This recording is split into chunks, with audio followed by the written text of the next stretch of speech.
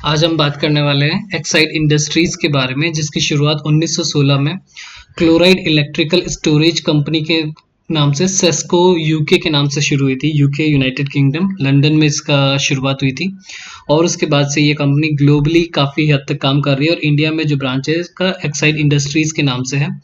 और इसका जो मेन बिजनेस है वो दो सेगमेंट्स में है। पहला तो है बैटरीज बनाने के सेगमेंट में और दूसरा है इंश्योरेंस के सेगमेंट में। इंश्योरेंस में जो है आईएनजी व्यासा बैंक करके एक इंश्योरेंस कंपनी थी, उसको इन्होंने पूरी तरह से टेक ओवर कर लिया है 2013 के अंदर। 100% स्टेक्स इन्होंने एक्वायर कर लिए थे आईएनजी व्यासा इंश्योरेंस के। तो ये एक्साइड इंश्योरेंस के नाम से अपनी ये एक ब्रांच चलाते हैं। और दूसरा जो है इनका बैटरीज का बिजनेस है, जो कि एक्चुअल में ये लोग अपनी लेड एसिड बेस्ड बैटरीज लगाते हैं कार को स्टार्ट करने के लिए, इंजन को स्टार्ट करने के लिए और उसकी आगे की लाइट्स के लिए जो है ऑटो, बस, ट्रक, कमर्शियल व्हीकल्स, मरीन यानी सबमरीन्स हो गई, पनडुब्बी हो गई या फिर जितने भी सबमरीन्स हो गए उनमें, और इसके अलावा टू व्हीलर्स वगैरह में भी ये जो है अपनी बैटरीज को इस्तेमाल करते हैं। काफ़ी पॉपुलर ब्रांड है एक्साइड इंडस्ट्रीज। लेकिन अभी एक्चुअल में इसमें चेंज क्या आने वाला है वो है इलेक्ट्रिकल व्हीकल्स के आने के बाद इसकी बैटरीज की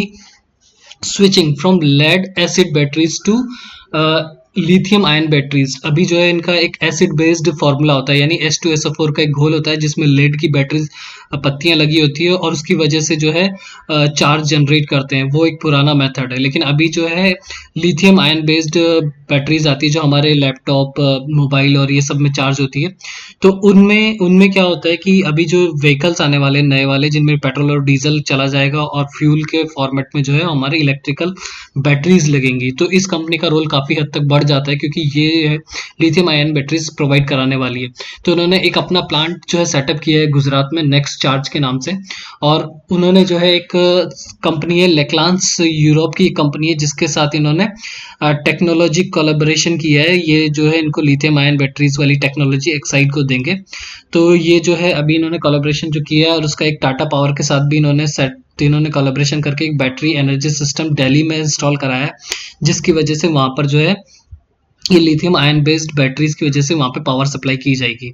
इसके अलावा अगर हम बात कर लें इसकी, तो इंडस्ट्रीज में इसका काफ़ी ज़्यादा बैटरीज को यूज़ किया जाता है। रेलवे के सेक्टर में, टेलीकॉम सेक्टर में, सोलार के सेक्टर में भी काफ़ी हद तक इसकी बैटरीज को यूज़ किया जाता है।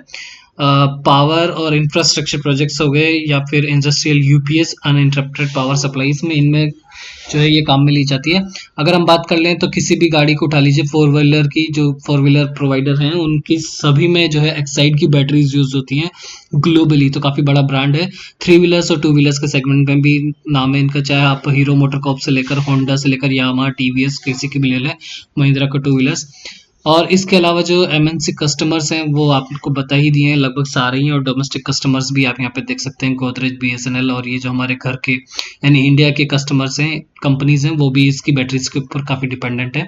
और यहाँ पे आप प्रोडक्ट रेंज देख सकते हैं इनकी, जो कि फोर व्हीलर से लेकर थ्री व्हीलर के पास, और इन्वर्टर, घरों में यूज होने वाले इन्वर्टर्स तक, इनका जो होम यूपीएस है वगैरह सब में ये इनकी प्रेजेंस है। मार्केट कैपिटलाइजेशन, मार्केट कैप्चर इनका काफ़ी ज़्यादा है, मतलब मार्केट शेयर जिसको बोलते हैं कि अगर बैटरीज 100 बैटरीज मार्केट में बिकती है तो 80 बैटरीज इनकी है। मार्केट शेयर 80% तो इन्हीं का है।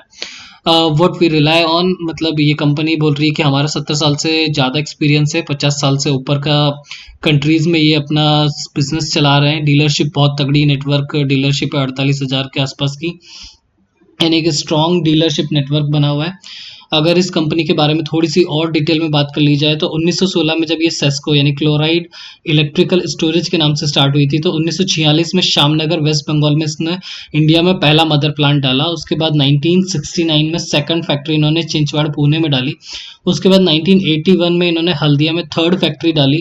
और 1994 में एक जैपनीज कंपनी है शिनकोबे की हिटाची कंपनी है, उसके साथ टेक्निकल कोलैबोरेशन किया।